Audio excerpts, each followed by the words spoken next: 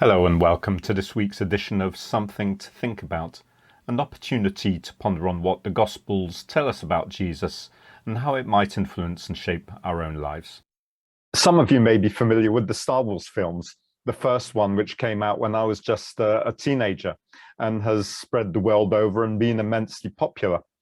Now, some of you may be familiar with the plot and the stories behind the Star Wars set of films, but I'm just going to allude to one now. And don't worry, if you're not familiar with them, I'll just give you a bit of background to the particular scene I want to highlight today.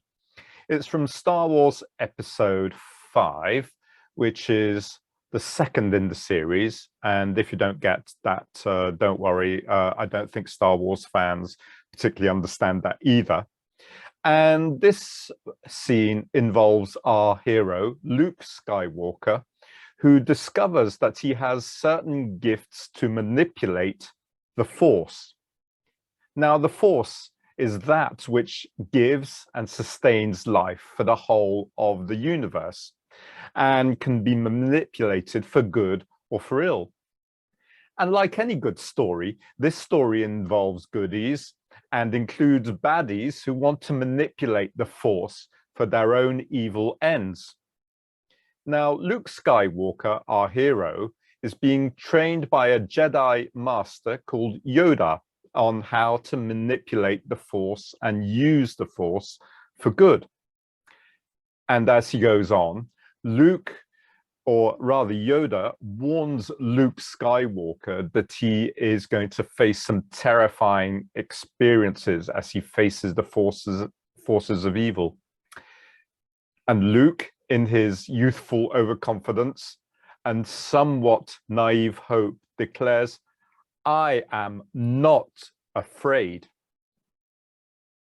Yoda, being the wise teacher, looks at him hard and says, "Oh, you will be.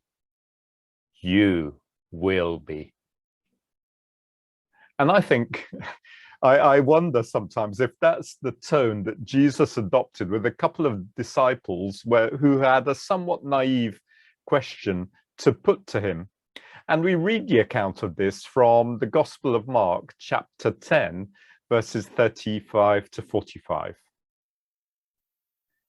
Then James and John, the sons of Zebedee, came to him.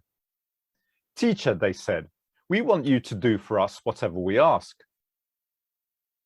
"What do you want me to do for you?" he asked. They replied, "Let one of us sit at your right and the other at your left in your glory." "You don't know what you are asking," Jesus said. "Can you drink the cup I drink, or be baptized with the baptism that I am baptized with?" "We can," they answered. Jesus said to them, "You will drink the cup I drink and be baptized with the baptism I am baptized with. But to sit at my right or my left is not for me to grant. These places belong to those for whom they have been prepared." When the 10 heard about this, they became indignant with James and John.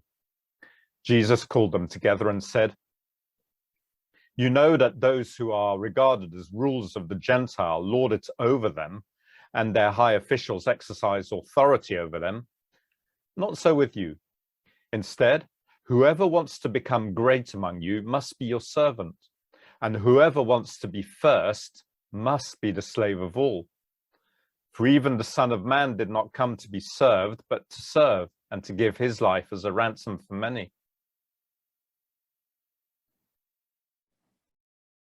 So, while they have been walking and talking, Jesus has been telling his disciples that he's not going to be the Messiah that they're expecting.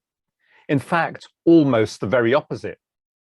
Rather than being the all-conquering hero, kicking the Romans out of Jerusalem, Jesus tells his disciples the rather uncomfortable truth that he is going to be arrested, tortured, and put to death. Bless them. The disciples just don't get this at all. And we get that by hearing that request that James and John put to Jesus. And effectively, they're saying to Jesus, look, Jesus, when you make it to the red carpet, when you're doing your triumphant press conference, we would like to be your main men there at your side in the spotlight. At that point, you can almost see Jesus' eyes rolling, thinking, after all this, they still don't get it. After all this time. But Jesus, being Jesus, instead of having a go at them, he asks them a question. He says, okay, guys, you have absolutely no idea what you're asking. But here's a question. Can you put up with all that I am going to go through? Can you face the trials that I'm about to face? And in a Luke Skywalker moment, they said, yes, of course we can. We're not afraid. And Jesus answered, oh, you will be. You absolutely will be.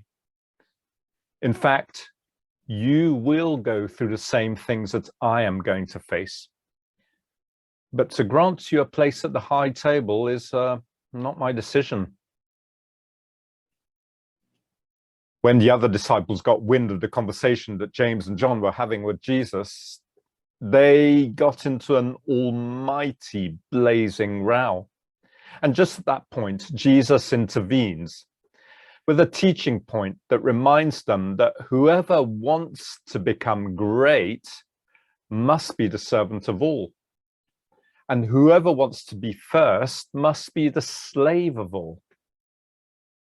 Whether the disciples truly learned that lesson while Jesus was with them, I don't know. But what I do know is that Jesus never gave up on them, in the same way that Jesus never gives up on any of us. We may be slow, we may be a bit thick and insensitive, we may feel badly about ourselves, and I'm only speaking about myself here, but Jesus never gives up on us. Jesus plays a long game and patiently works with us so that we can become the best versions of ourselves that God always intended. Matt Redman penned a song with these words, "Oh no, you never let go, through the calm and through the storm, in every high and every low. You never let go of me. Lord, you never let go of me." And the good news is that that's true for you, for me, and for everybody. And for all of us, there is the good news that God is not finished with us yet. Have a good week and see you again soon.